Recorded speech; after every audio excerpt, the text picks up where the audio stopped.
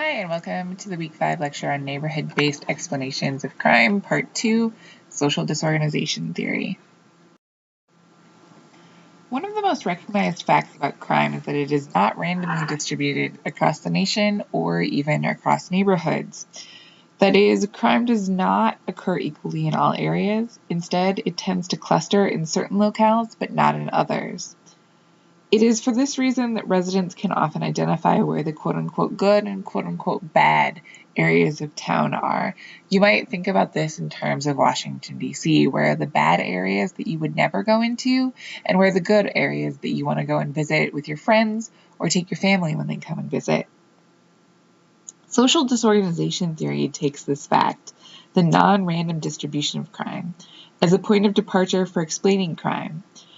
It is one of only a handful of social structural theories of crime and the only one to consider why crime rates vary across areas such as neighborhoods.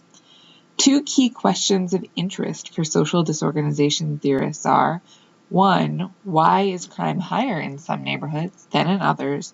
And 2, is there something about the characteristics of these neighborhoods themselves, apart from the people who live in them, that fosters crime? Social disorganization theory has long occupied an important place in criminological thought and continues to do so. Despite its popularity and utility, however, nagging issues, both substantive and methodological, remain. Social disorganization theory, like many other theories, is a product of its time. During the 1920s and 1930s, as we discussed last week, researchers at the University of Chicago became increasingly concerned about what they were witnessing in terms of the effects of growing urbanization, industrialization, and immigration patterns on social organizations in Chicago neighborhoods. Park and Burgess studied how these drastic changes were affecting the city. These researchers, as we noted, had backgrounds in human ecology, and they likened the growth of the city to ecological competition, concluding that there is a natural ecology in cities where people compete for space and scarce resources. Park and Burgess's observations led to the concentric zone theory, which emphasized a process of invasion, dominance, and succession. Remember Park and Burgess's concentric zones? We talked about them last week. The target or the illustration in the middle is the concentric zone theory laid out for a city that has not yet begun to change, and the central business district has not yet begun to migrate. So as you can see, the bright red center of the graph below is the central business district. Right around it in bright orange, labeled 2, is the transition zone, the part of the city that is most likely to have the highest crime rate and consist of some businesses and some of the least expensive housing options. The area that is medium orange in zone 3 is the blue collar residential neighborhood, that is to say the residential neighborhood with the least expensive housing. The light orange zone around zone 3, zone 4, is the middle income residential neighborhood, that is to say the residential income neighborhood with slightly higher housing values than the values of the homes found in zone 3. And zone 5 is the commuter residential zones, that light taupe outer circle, and that is considered not part of the city proper at all.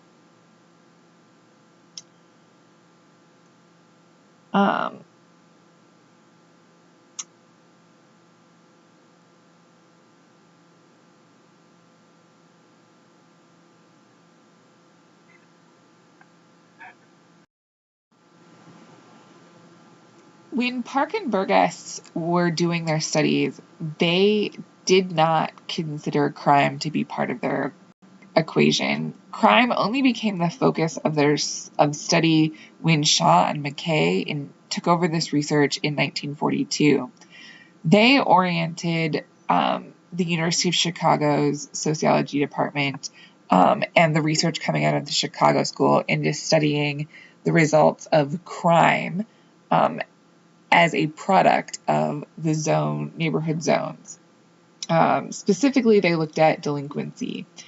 Their primary interest was determining the extent to which differences in economic and social characteristics of neighborhoods paralleled variations in the rates of delinquency.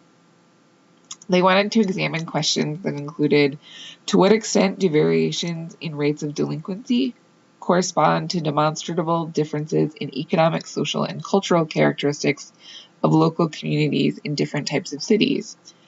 They also wanted to look at how rates of delinquency in particular areas were affected over a period of time by successive changes in the nationality composition of the population of that area. They also wanted to look at what economic and social conditions crime developed in and how it became a social tradition and became embodied in the system of criminal values. Finally, they wanted to look at the implications for treatment and prevention of wide varieties of delinquency rates in different types of communities. To address these issues, they examined the distribution of delinquency based on juvenile court cases around the time of 1900, around the time of 1920, and around the time of 1930. They also collected extensive fieldwork data from some Chicago neighborhoods corresponding to about 1930. The results of their analysis showed a concentration of delinquency. Its distribution was closely related to the location of industrial and commercial areas and to the composition of the population. Collectively, the findings from the Chicago School studies form the basis of social disorganization theory. And these studies from the Chicago School shaped the development and the direction of social disorganization theory for years to come. It's also of note that we still think of crime as being largely concentrated, and this is even evident through the development of what we call heat maps, one of which for New York City in 2014 is pictured below. You can see the bright red areas, much like the bright red areas in Parkin Burgess's original maps that corresponded to central business districts. The bright red areas here correspond to the highest crime rates, and as the areas become lighter orange, it corresponds to lower crime, with gray being the areas that have the least reported crime.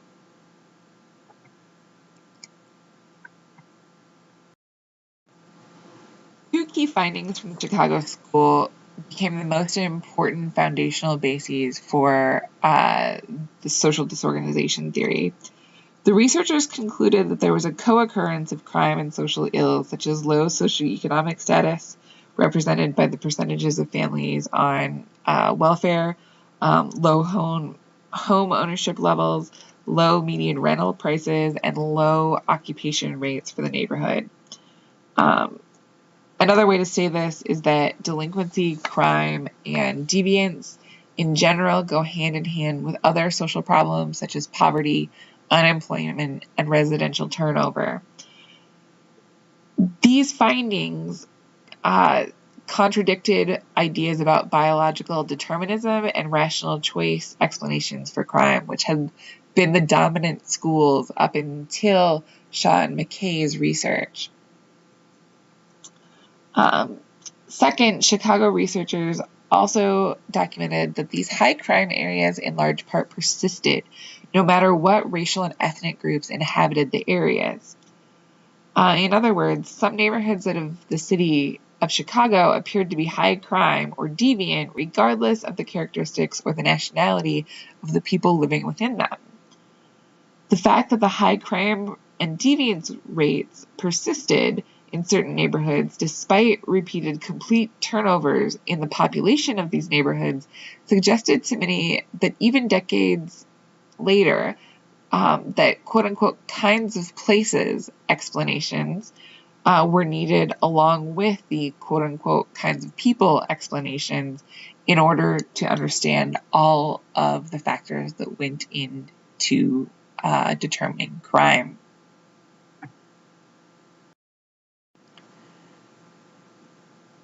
So to go into the basic understandings or the basic tenets of social disorganization theory, one of the central elements of social disorganization theory is that communities can be characterized along a dimension of organization. So at one end are socially organized communities, and at the other end are socially disorganized communities. Socially organized communities have solidarity. That means internal consensus on important community norms and values, such as being crime-free. They have cohesion, defined as strong bonds among neighbors, and they have integration, defined as social interaction among residents. Collectively, these aspects of the community help to lower crime rates. Socially disorganized communities, however, lack these characteristics and have higher crime rates. The connection between social organization and crime has to do with informal social control, or the community's ability to regulate itself. In organized communities, there is evidence of informal surveillance, or the casual but active observation of neighborhood streets that is engaged in by individuals during their daily activities. So think of the woman looking out the window onto the street and monitoring what's going on there. It's also part of movement governing rules or avoidance of areas in or near neighborhoods that are viewed as unsafe. So your mom telling you, don't go to that area of the city, it's dangerous. And also direct intervention or the questioning of strangers and residents of the neighborhood about suspicious activities, chastening adults and admonishing children for behavior that is deemed unacceptable. So that's like your neighbor going and telling you if you had done something wrong that you shouldn't be doing that anymore. Or if one neighbor sees another neighbor as pulling up the fence in their yard, the neighbor's getting into a discussion or disagreement about it, and its consequences for the community at large. In short, these socially organized communities or the communities that possess the characteristics that we've just talked about have high levels of informal social control. So not written rules, but social control among residents, socially agreed upon norms, social bonds between residents. And these communities have been found to have lower rates of crime, or are thought to have lower rates of crime. Social disorganization, on the other hand, can be defined as the inability of local communities to realize common values or solve commonly experienced problems. Along these lines, we do not want communities so much to satisfy our private needs, which we can meet elsewhere, but we want them to realize common values and standards and endeavor to enact these standards, such as being crime-free. Social disorganization theory offers a specification of the effects of neighborhood characteristics on the capacity and ability of community residents to implement and maintain public norms. So social disorganization theory, in short, endeavors to explain why social norms don't exist to control crime in certain neighborhoods.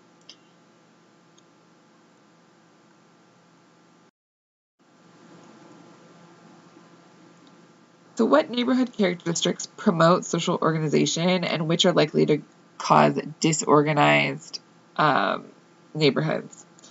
Theorists have typically focused on the effects of poverty, residential mobility, and racial and ethnic heterogeneity. Studies find that these ecological characteristics can and do influence the degree of social organization, with implications for crime and delinquency. For example, consider residential mobility, or the frequency with which people move in and out of a neighborhood. Some communities are stable with people living in the same homes for decades, while others are unstable and experience significant turnover. It is not difficult to understand how residential mobility can disrupt a community's network of social relations. If people continually move in and out, it becomes harder for residents to know, trust, and interact with one another, which reduces informal social controls that are needed to prevent crime.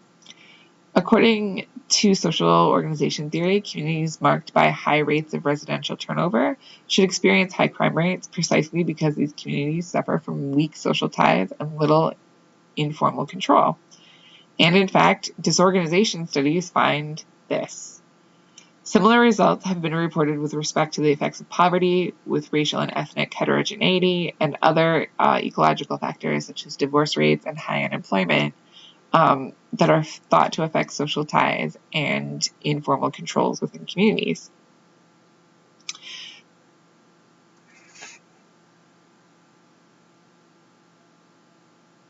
So,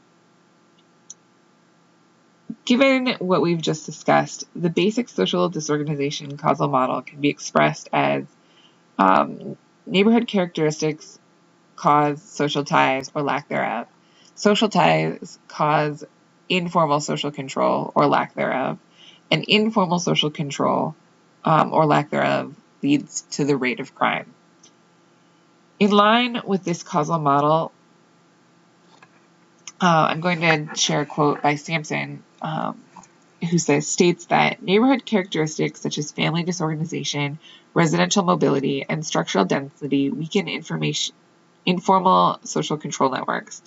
Informed social controls are impeded by weak local social bonds, lowered community attachment, anonymity, and reduced capacity for surveillance and guardianship.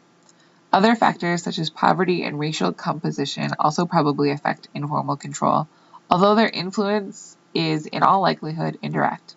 Residents in areas characterized by family disorganization, mobility, and building density are less able to perform guardianship activities, less likely to report general deviance to authorities, to intervene in public disturbances, and to assume responsibility for the supervision of youth. The result is that deviance is tolerated and public norms of social control are not effective.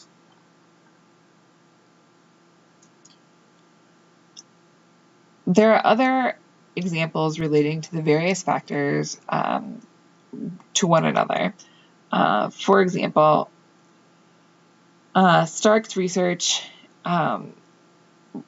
connects urban neighborhoods characterized by high deviance areas, high deviance areas being defined as those with high density, high poverty, and high transience rates.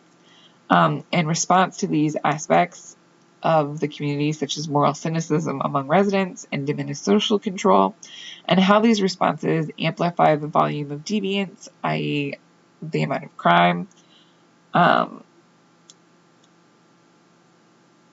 There are two important points to consider with respect to social disorganization theory, though. First is that the social disorganization theory is a society-level explanation, not an individual-level explanation. We're not talking about individuals' ability to organize themselves and their daily lives. We're talking about the amount of social connection which is present and governs daily life in a community. So one has to refer to communities as disorganized, not the individuals within them. Second, community characteristics are only indirectly related to crime. Poverty, mobility, heterogeneity, high divorce rates only cause crime indirectly by increasing levels of social disorganization. And by social disorganization, we mean the relationship bonds among community members, thus reducing informal social controls. So in short, community characteristics and crime are not directly related. They are seen as indirectly related, going through other variables that are more directly causal to crime.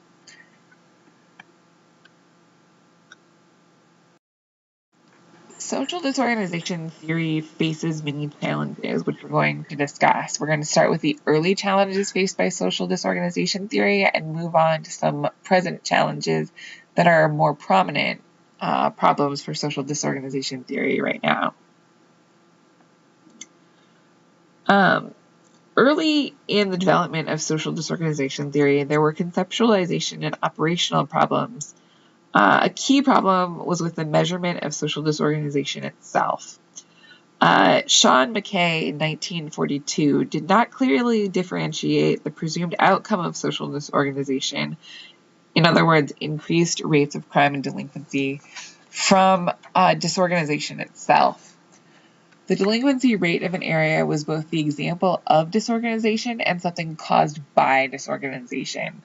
And you can't do that in positive studies, whether they be of crime, whether they be of political forces, whether they be of educational issues. You can't use crime to predict crime. That's a tautology. You can't use education level to predict education level. That's a tautology. You can't use the number of nuclear families to predict the number of nuclear families that there will be in the future. That's tautology. And so this problem was a significant one in the early stages of social disorganization theory. It was resolved when theorists attempted to clarify some of the unique conceptual statuses of social disorganization theory by defining it in terms of the capacity of a neighborhood, i.e. on the group level, and looking at it as a neighborhood trying to regulate itself through formal and informal processes of control. So saying that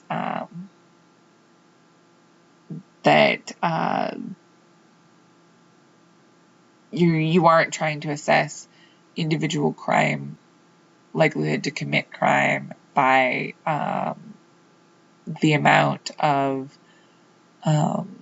immigration moving in and out of a neighborhood, or the amount of turnover in home ownership in a neighborhood. The different levels, one being group level and one being individual level, got away from this particular challenge of social disorganization theory. More recently, measurement issues have surfaced with respect to social disorganization's mediating concepts. Remember, it's the mediating concepts of social ties and informal social control that accounts for the relationship between characteristics of communities like poverty and crime. In the last few years, researchers have considered the mediating effects of other concepts, including collective efficacy and social capital. Collective efficacy builds on the concepts of social ties by arguing that the ties are necessary but not sufficient for social control. And really that it is how the ties are activated and resources are mobilized to enhance social control that is important. Collective efficacy many will also state that it depends on conditions of mutual trust and solidarity among neighbors. With this comes the concept of social capital. Social capital is defined as intangible resources produced in relationships among persons that facilitate action for mutual benefit. So, in this case, combating crime.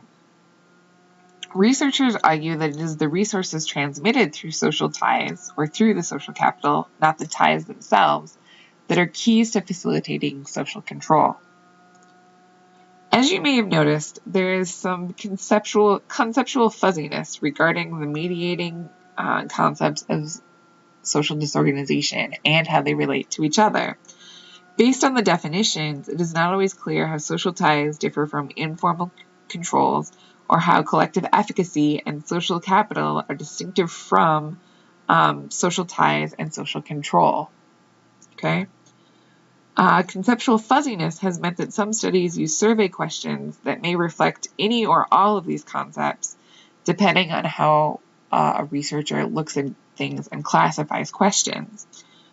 What is needed in research on social disorganization theory, then, is studies to be more precise, there to be clear distinctions and definitions of terms and better operationalization of concepts. A second challenge for social disorganization theory is that researchers have had to question what exactly is a neighborhood, both in terms of the conceptualization and operationalization of the idea of neighborhood. Social disorganization theory has struggled. Conceptually, there is wide variation across individuals in what constitutes their neighborhood. For example, you may say that your neighborhood is a 6x6 area or a 6 block by 6 block area surrounding your house, but your mom may say that your neighborhood is the area from east of the grocery store to west of the Target. So this really raises the question, how are neighborhoods determined? Are they determined by population size, meaning that all neighborhoods would have an equal population? Are they determined by geographic areas, meaning that you can't have neighborhoods that are much different in square miles from each other, total square miles contained? Do all neighborhoods need to be 50 square miles large? Can you have really small neighborhoods and compare them to really large neighborhoods? If you don't, make it so that neighborhoods are equal in their geographic size. Do we just go with geographic and historical boundaries of neighborhoods? Or can we somehow incorporate individual perceptions of what is their neighborhood into our studies?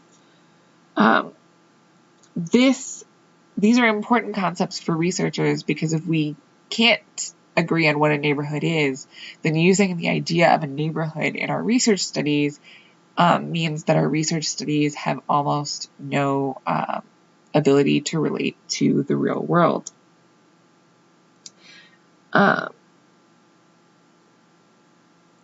Furthermore, in terms of our data, we sometimes collect and use data that are based on census surveys. These surveys themselves have block by block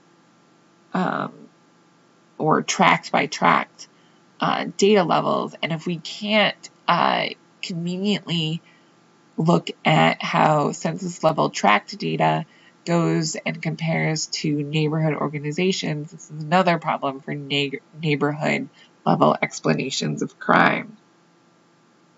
And if we're going to use census data that goes tract by tract, how many of us know what census tract we live on? Probably no one.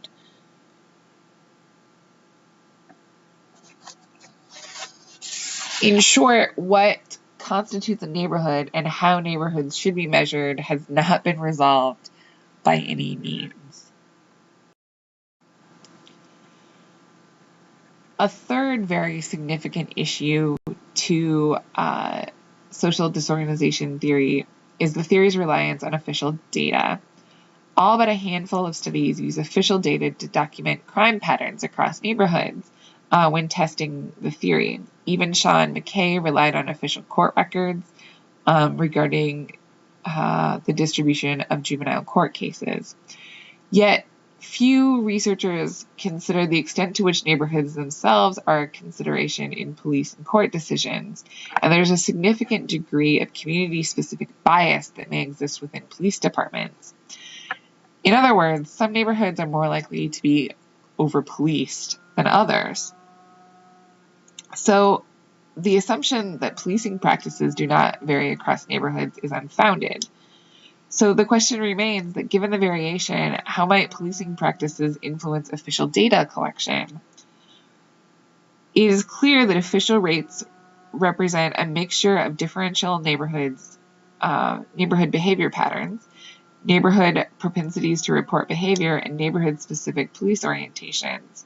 So an ideal situation involves collecting alternative indicators of crime data and delinquency rates based on self-reporting or victimization data to be used in conjunction with official records. Such data efforts are occurring more, and through the use of large-scale surveys, in cities, we may have a lot of data to compare to official crime rates very soon. A reliance on official data has also led researchers to have an inability to empirically test the mediating factors linking neighborhood characteristics such as crime and poverty rates in disorganization studies. So, a final challenge has to do with researchers' ability to empirically test factors of social ties, social control, collective efficacy, and social capital. Researchers have noted that a major conceptual limitation of ecological research is the lack of attention paid to the processes that mediate the effects of community characteristics. This hasn't changed in the nearly 30 years since this criticism was first brought up.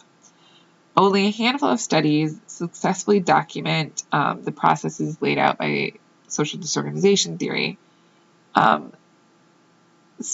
especially that exogenous characteristics of neighborhood lead to crime and delinquency precisely because they affect the social ties and informal social controls. Again, only a very small handful of theories or handful of studies conclusively demonstrate that exogenous characteristics of neighborhoods lead to crime and delinquency precisely because they affect the social ties and informal social controls of neighborhoods. So the very basis of social disorganization theory has only been found and corroborated by a very small handful of theories because of the problems measuring and accounting for the key components of social disorganization theory, that being social ties, social control, collective efficacy, and social capital. As you may have guessed, the findings from this literature suggest that the process of testing this theory, specifically by testing that social ties, social control, collective efficacy, and social capital are affected by factors outside of the community's control, are very, very difficult to test and very, very difficult to define. And one finding that has emerged from existing research is that social ties may not play the role that they are expected to.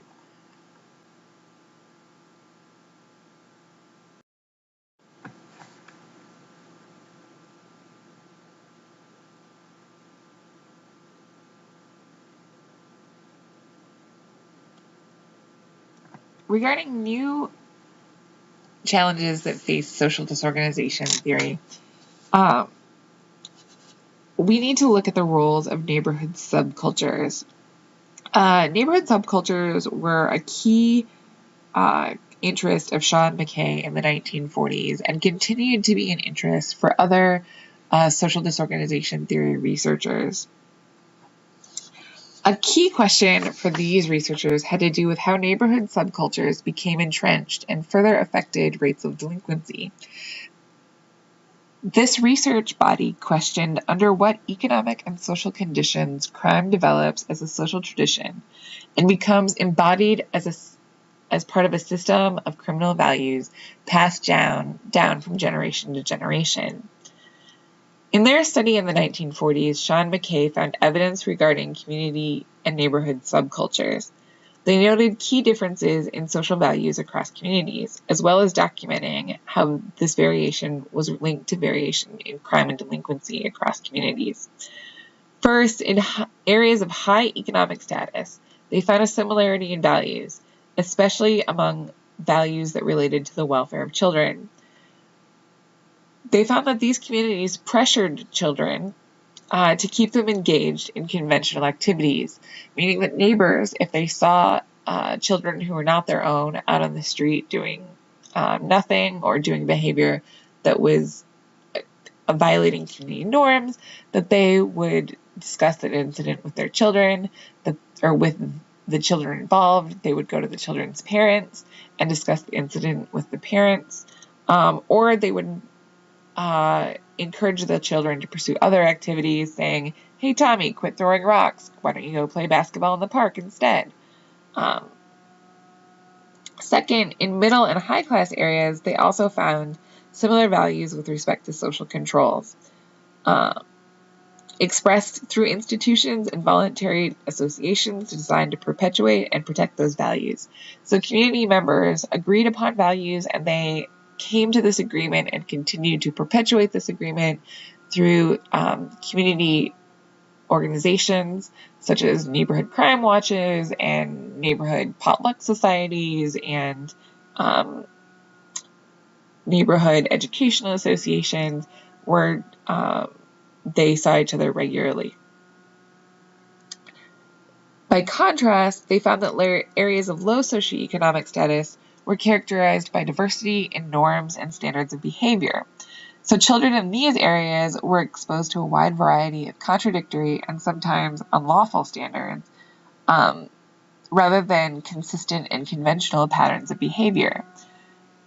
In low socioeconomic status communities, children were exposed to adult criminals as well, from which they could learn illegal behavior. In short, this illegal behavior was passed down from generation to generation. After Sean McKay, other researchers took interest in directly documenting aspects of what they called lower class culture, wanting to determine how it related to delinquency within poor communities. In the 1950s, Miller presented 6 key concerns of lower class cultures, including trouble, toughness, smartness, excitement, fate, and autonomy. Miller thought that a dominant component of the motivation underlying delinquent behavior was the effort to achieve status, conditions or qualities associated with the actor's most significant cultural milieu.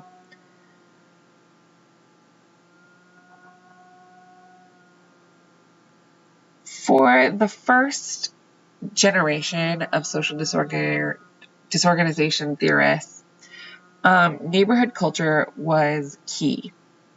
However, over time, research began to downplay the importance of neighborhood culture. One of the most ardent voices against incorporating ideas of neighborhood culture into research came from Kornhauser, who in 1978 wrote, quote, "So abused have been the concepts of culture and subculture in the explanation of delinquency that if these terms were struck from the lexicon of criminologists, the study of delinquency would benefit from their absence," unquote. However, more recently, cultural explanations have been resurrected in studies of social disorganization. Cultural explanations are increasingly being incorporated into standard disorganization models to predict and understand neighborhood crime rates. Research in this area is fairly new, so there's not much to be kind of explained regarding the precise roles that subculture occupies in theory. But the varying ways in which culture may be reincorporated into explanations is highlighted by considering alternative cultural explanations. Some of these explanations describe oppositional subcultures, where it is argued that lower class communities generate distinctive values and beliefs that endorse aggressive behavior and law violation. These values and beliefs are in direct opposition to conventional middle-class values, which typically support conformity to legal norms. They are passed down from generation to generation, and they're relatively independent of structural factors.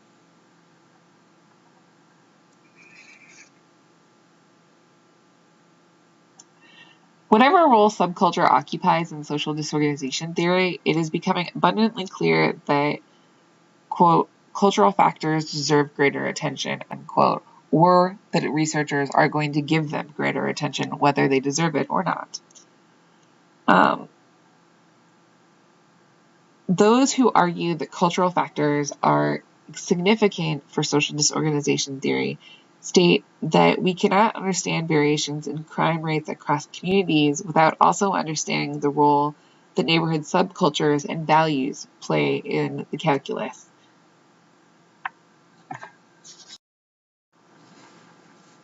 Another pressing issue facing social disorganization researchers today has to do with immigration patterns in the United States. Many scholars believe that, quote, the latest wave of immigration is likely to have a more significant impact on society than any other social issue, unquote. According to social disorganization theory, increased immigration to American cities should result in a higher crime rate in the neighborhoods where immigrants are most likely to immigrate to or where more immigrants already reside. Why is this? In the theory's original formulation, immigration was considered as a disorganizing force that contributed to community crime rates. So it's argued that immigration increases residential instability and racial and ethnic heterogeneity, both of which weaken informal social controls, thereby increasing crime. Concerning instability, theorists maintain that social change of any kind, including change resulting from an influx of immigrants into a community, leads to the breakdown of community social institutions, which are needed to prevent crime. Researchers note, however, that heightened population turnover as a result of immigration to an area can destabilize local institutions and reduce social control. Recall the earlier discussions on the reasons why residential instability and crime are related, according to disorganization theorists. So, concerning racial and ethnic heterogeneity, the argument is very similar. Racial and ethnic heterogeneity are theorized to affect the strength and salience of informal social controls within communities. Theorists think that in communities with diverse racial groups living in close proximity to each other, interaction between members will be low, or at least lower than in racially homogeneous neighborhoods. Heterogeneity can also undermine ties between neighbors, limiting their ability to agree on a common set of values or solve commonly experienced problems, including those related to crime.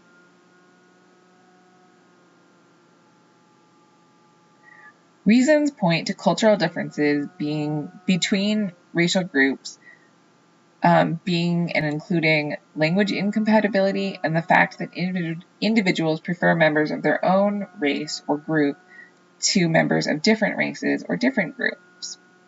As a result, according to the theory, in heterogeneous communities and neighborhoods, individuals are less likely to look out for one another and will not try, to the same extent in racially homogeneous communities at least, to take an interest in their neighbors' activities.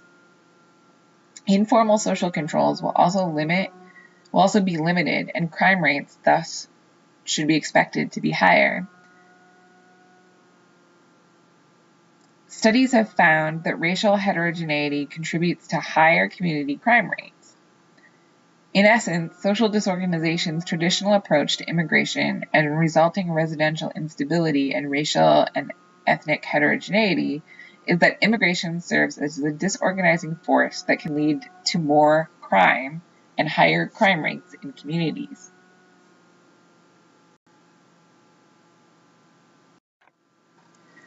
Despite these claims, however, over the years, there has in fact been no study that has linked immigration to rising crime rates when other factors were accounted for. To state that again, immigration and crime do not go hand in hand. Most recently, studies of neighborhood crime rates found the exact opposite of what was predicted by social disorganization theory. That is, that immigration into an area is unrelated and in some cases negatively associated with crime rates, controlling for a host of other factors. In other words, when other factors are controlled for, increasing immigration into an area can actually lead to the lowering, or is associated with the lowering of crime rates in that area. In an example, Miami, El Paso, and San Diego neighborhoods that were predominantly Latino and African American found that there was not an increase in homicide levels when immigrants came into these communities. In another study of Black homicide rates in the northern section of Miami, an area that has received numerous recent arrivals of immigrants from Haiti and contains an established African American community, researchers found that the presence of immigrants does not appear to have the disorganizing effect predicted by social disorganization theory. In another study comparing and contrasting Asian homicide rates in the 3 largest Asian American communities in San Diego, a group of researchers also found that recent immigration does not have appeared to have the negative consequences expected by disorganization theory. The implication from all of these studies is that community social controls may actually be strengthened by immigration rather than weakened by it. So how are we to understand this research on immigration in the context of social disorganization theory? Was social disorganization theory just wrong? Or is the theory maybe out of date with what is happening today in terms of immigration, neighborhood change, and crime? This small but significant literature has found and has forced us to rethink the role of immigration as it relates to social disorganization theory and how we think of the effects of immigration on communities and their crime rates beyond the traditional disorganization argument. For example, Martinez argues in 2006 that, quote, contemporary scholars are now more open to the possibility that an influx of immigrants into disadvantaged and high crime communities may encourage new forms of social organization and adaptive social structures. Such adaptations may mediate the negative effects of economic deprivation and form various iterations of demographic heterogeneity, including ethnic heterogeneity, cultural heterogeneity, and social heterogeneity on formal and informal social controls, thereby actually decreasing crime. One new approach that makes this claim is that the immigration revitalization thesis. This thesis argues that immigration revitalizes poor areas and strengthens social controls due to familial and neighborhood institutions and enhanced job opportunities associated with these enclaves. This results in there being less crime.